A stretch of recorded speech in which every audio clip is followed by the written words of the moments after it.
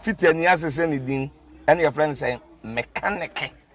Sana prophet kumichacha my sister me YouTube no baby am hwe bi am change afro and maba too much GH. Share na prophet kumichacha me so me hwe.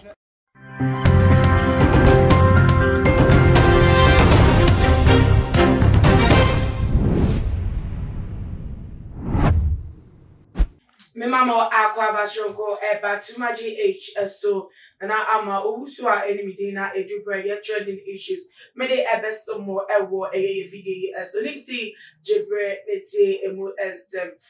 busha first abra me na mu age kasei eye ma me penimu a ye warefo ni din ade Margaret Enchi abra police for a womo ewo Santaasi womo akochi ba mi we esan eye ekwan boni bia wodi onu ankasa ni kunu afaso na according to your reporter abeto yenimi Margaret Enchi ene ni kunu Mr. Enchi a chese Santaasi wa ene womo ete na womo atina se ache na so na se entem na chese kakra na ni kunu no eyare kakra na ni kunu eyare na no ene nam so ema no ekopie mu ewo konfa no teaching hospital ema na doctor for etu ne for say ye de ekoso ewo ni system no wonya acheyi pa ewo ediane a wodi ewo abonten so na nya sade a odede nkwa ebeto ensaye mu nenti eye papa yi egitu mu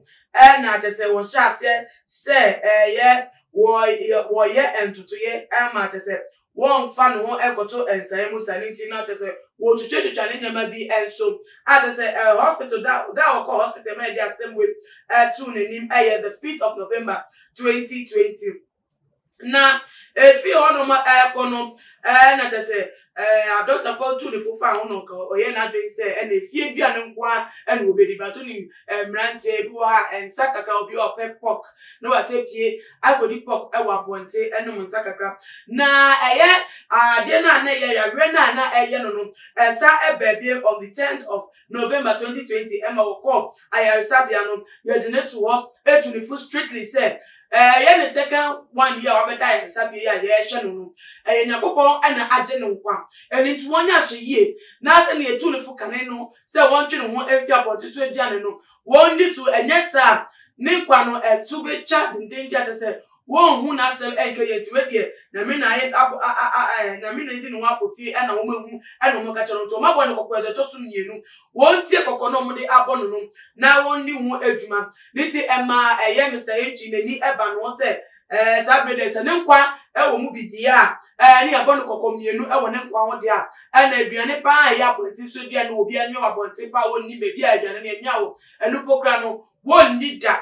and what this other etu ni so no ntino be very very tactical about the journey die na no ene nam so and wo ja aduane wo abonti edi ni de keka ho no wo sha se de na ichire fie de fie aduane nkwa no bi efie aduane kro ya so wo didie ma no wasa yare ade akoka na no na tese de aircon no adota fo woni se dabi papa no ate futu ede ma no onye oni so wo hwe ni ye ano se dabi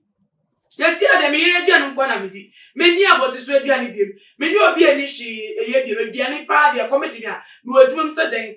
fa na menam mesa we check ofia ko de aduane sa se misroma me nkwa etu oka sa na police ya doctor for ne ka se ene wonya hye pa aduane bia obedi bia no won ma ni enko aduane no ehun no wo ka sa no nti nam so ema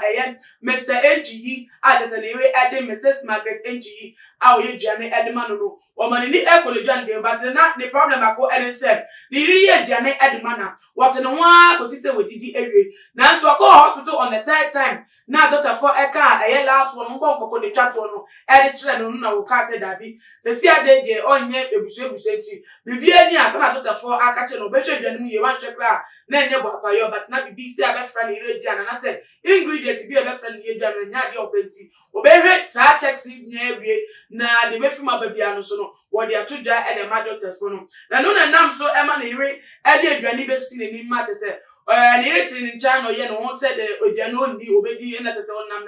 on nam aduane no wo sa e na ire e so gya no se on the oko onya ne ntem na woni aduane no na ofifi aduane mu hwe aduane mu se ash substance bi egu aduane no enwe no enanam so ema of friend Dr. Pekum a wo Kumase Confanoche Hospital emu enatase wo friend no nti ono so friend no tie na super because papa no wa head case na emu said that be food poisoning bi koso nti wodi ekire esma medical team lab technicians a wometimi hwehwe aduane mu esma police form you eka ho se wo mu nkwohwe na se na be ya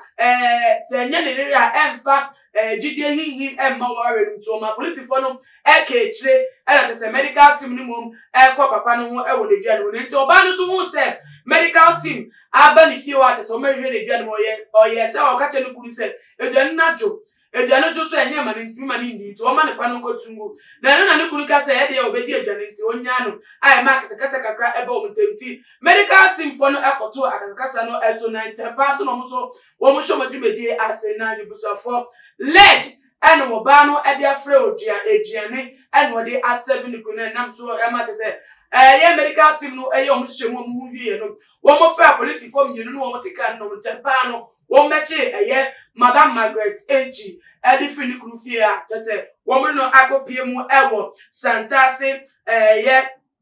Santaasi police station and police command mu na endra da en wo mo eche ne besi ene wo ma deny no bail bia because ne 7 no akwa ti said emu edododo ensem no wo pese mo nyemu hwehwemu ye ba nti womo amano